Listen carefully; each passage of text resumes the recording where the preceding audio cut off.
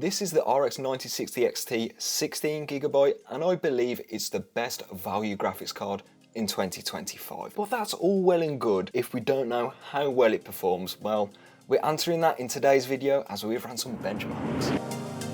If you were on a budget and you wanted to get into 1440p gaming, this graphics card is probably already on your shopping list purely because it's a really good value. For £350 for a higher end triple fan design like this Gigabyte Gaming OC. Full disclosure, Gigabyte did send me this graphics card. They're not paying me to make this video and they don't get to preview it before it's uploaded. But I think for that price, and when you pair that with the fact that this GPU has 16GB of VRAM, I think it's a pretty decent deal. But that's all well and good. How well does it actually perform? And in order to answer that, we've tested it at both 1080p and Quad HD, and we've also used quality upscaling for ray tracing results. All testing has been done using driver version 25.8.1. I wish everyone else used AMD's driver version numbers, it's just so easy to follow.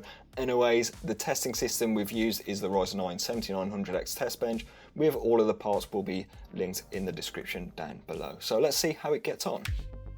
So let's start off the benchmarks with an optimized game. Kingdom Come Deliverance 2 on the Ultra preset is no problem for the 9060 XT at all, because at 1080p we're getting 100 FPS on average, which is great, there's no issues there. And when we go up to 1440p, the average frame rate goes down to around 68 FPS, which is still fantastic, and the 1% low is trailing that by 10 frames per second, so the frame time is very smooth here.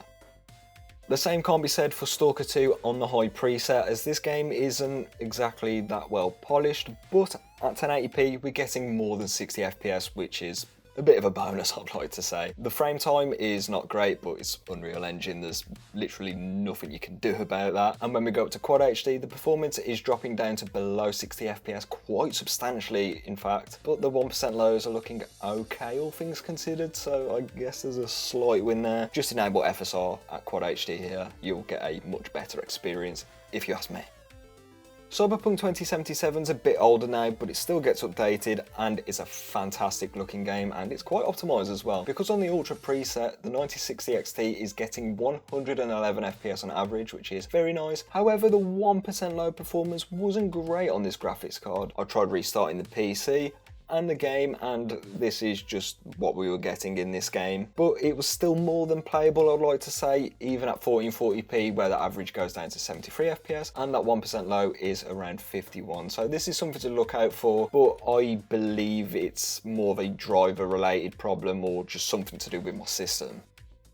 Oblivion Remastered, if you set it down to the high preset instead of Ultra, still looks great and it performs brilliantly too. At 1080p we're getting over 100 FPS on average. Who doesn't like that? That's absolutely great. And when we go up to 1440p we're still getting above 70 FPS and the 1% lows are only trailing it by 10 frames per second. So the frame time, unlike most Unreal Engine games, is actually pretty smooth in Oblivion if you stick to the high preset. When you go to Ultra, the frame rate just goes through the floor.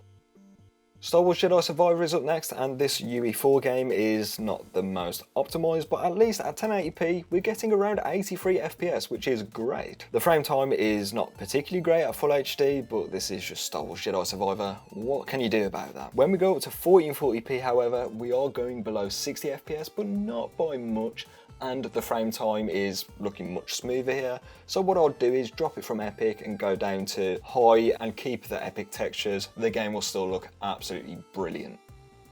God of War Ragnarok is extremely polished, and if you've got more than 8GB of VRAM, performance is going to be absolutely fine on the Ultra preset. 112 FPS on average at 1080p is great.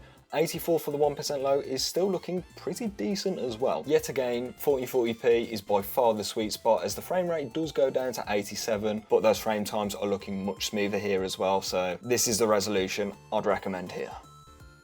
So at 1080p with high or even ultra settings, the 9060 XT 16GB is not going to be giving you any problems in your games. Every single title we tested with rasterization got above 60 frames per second on average, even the not so greatly optimized ones. When we go up to Quad HD, however, some of these games do drop below 60 FPS, but like I've said, it's like the not very polished ones, and I still think this is the sweet spot resolution for this graphics card, as a lot of the frame time started to smoothen out at the higher resolution. But if the developer knows how to polish their games, you're still going to be getting more than 60 FPS, which is great.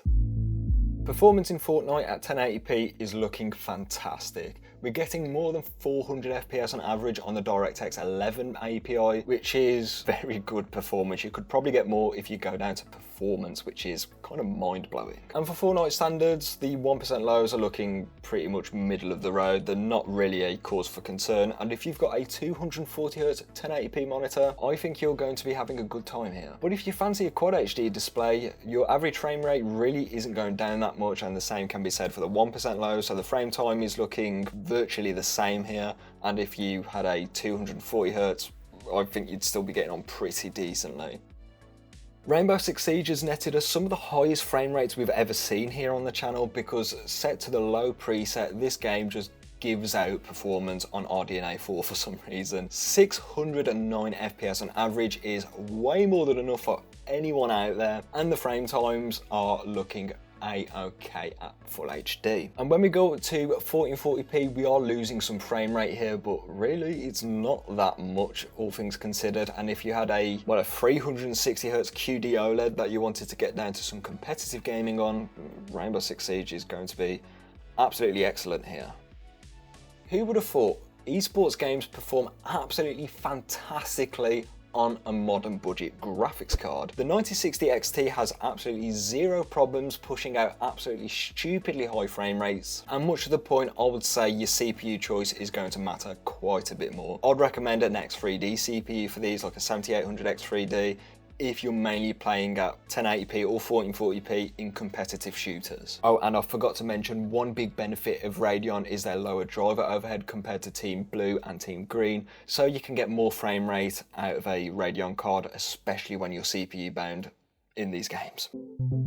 Now, turning on the eye candy in Cyberpunk 2077 with the RT Medium preset, and out of the box we're getting really good performance with FSR set to quality. 91 FPS on average with a 1% low 64 is fantastic performance, and in fact I'd say you don't even need to enable FSR. Where FSR does help is Quad HD, because we're getting 1 frame per second lower than 60 FPS, which is not the worst performance in the world, I'd like to say. Cyberpunk definitely has a lot of leeway with changing the settings around, so there's a saving grace there. And the 1% low is looking okay, but it's still more of the same from rasterization with the weird 1% low issues.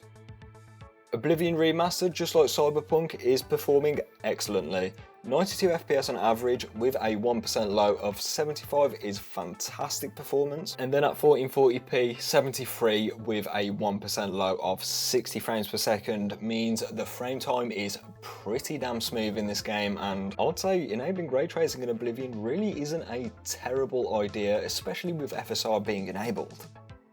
And now we have Indiana Jones with the Ultra preset, and yeah, performance here is great. We're breaking into the triple digits with the average frame rate at 1080p, which is brilliant, and the 1% lows, just like always in this game, are looking fantastic. Which means the game is very smooth with its frame delivery, which is so important while playing games, and yeah, this game looks absolutely phenomenal as well, so W9060 XT here.